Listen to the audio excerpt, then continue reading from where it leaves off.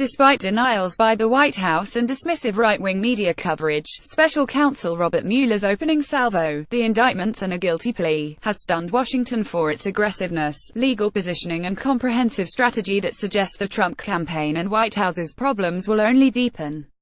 The first big takeaway from Monday morning's flurry of charging and plea documents with respect to Paul Manafort Jr., Richard Gates III and George Papadopoulos is this: the President of the United States had as his campaign chairman a man who had allegedly served for years as an unregistered foreign agent for a puppet government of Vladimir Putin, a man who was allegedly laundering remarkable sums of money even while running the now president's campaign, a man who allegedly lied about all of this to the FBI and the Justice Department, wrote Susan Hennessy and Benjamin Witz for lawfareblog.com.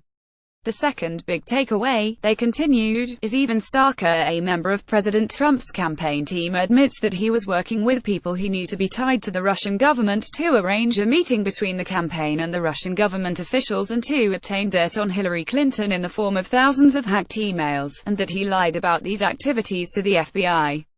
He briefed President Trump on at least some of them. By Tuesday morning, we know Manafort and Gates are taking one legal path, fighting this special counsel's indictment, its accusations, in court, while Papadopoulos already has pleaded guilty to lying to FBI agents, and is most likely cooperating with investigators to reduce his sentence.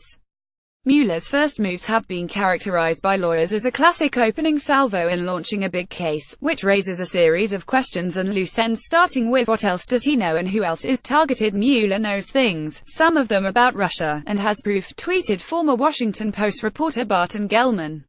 He's warning other campaign witnesses against perjury.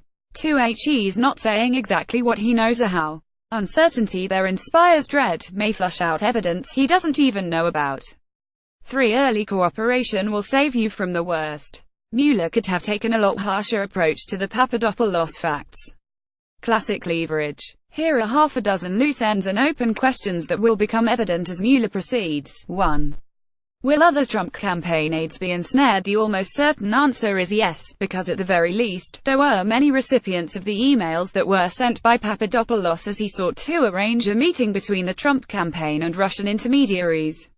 Campaign staffers such as Sam Clovis, an Iowa radio host and right-wing activist who became a national campaign co-chair and has been nominated by Trump to a top Agriculture Department post, apparently supervised Papadopoulos' interactions with Russian intermediaries, The Washington Post reported. That role included an email Clovis sent to Papadopoulos saying he would work at the Russian offer of Hillary Clinton campaign emails through the Trump campaign, adding, "Great work," according to court documents. 2. Where is Michael Flynn in this mix? Flynn, who was Trump's national security advisor during the campaign and briefly White House national security advisor, was not mentioned in any of the documents filed by Mueller that have been made public. Flynn also made six figures advising foreign governments and didn't report his activities to the federal government. That raises questions. Is Flynn fighting Mueller like Manafort and Gates, or has he taken the same path as Papadopoulos, cooperating in exchange for leniency? 3. Which White House officials or cabinet members could be implicated? 2 come to mind. The first is Attorney General Jeff Sessions, whose role on the campaign was overseeing the foreign policy team and who was likely to have heard of the Russian offer of help.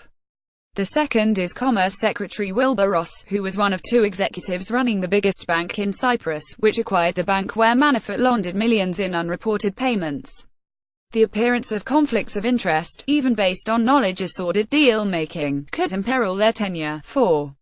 Which Trump family members could be implicated despite the White House's denials? The timeline, as known so far, shows the emails of Clinton campaign chairman John Podesta were hacked in March 2016, and offered to the Trump campaign a month later in April.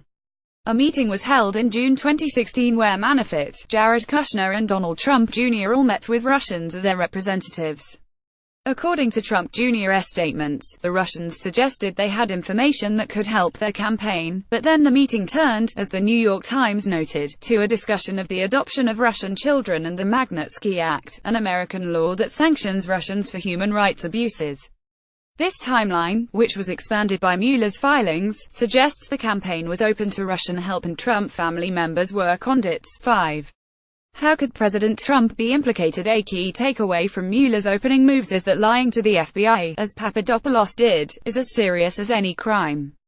After that June meeting, President Trump dictated a statement for his son to read to the media, which the press later characterized as misleading because it didn't mention any offer of political support from Russia. While legal experts said that level of presidential interference doesn't quite cross the threshold for obstruction of justice, it gave Mueller clues for what to focus on. On the other hand, Trump's firing of FBI Director James Comey, who reportedly refused to declare his loyalty to Trump, might be seen by prosecutors as obstruction, as other details come to light. 6. Will Mueller look at Trump's shady business deals with Russians? The view held by many legal observers is Mueller will primarily stick to the mandate to investigate the Trump campaign's collusion with Russia, and only go after extreme financial crimes, like what Manafort is accused of, for which there is no defense, as part of a strategy to shake the tree to get cooperating witnesses from other campaign insiders. On the other hand, the New York State Attorney General could go wild looking at fraud and money laundering for Donald Trump operatives or Donald Trump himself, financial reporter James Henry said Tuesday.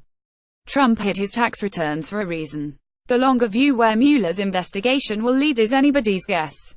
While one poll this week found 49% of Americans favor impeaching Trump, that's not likely to happen until the Democrats hold a majority in the House. They are 24 seats behind, and until there are 67 senators willing to remove him from office.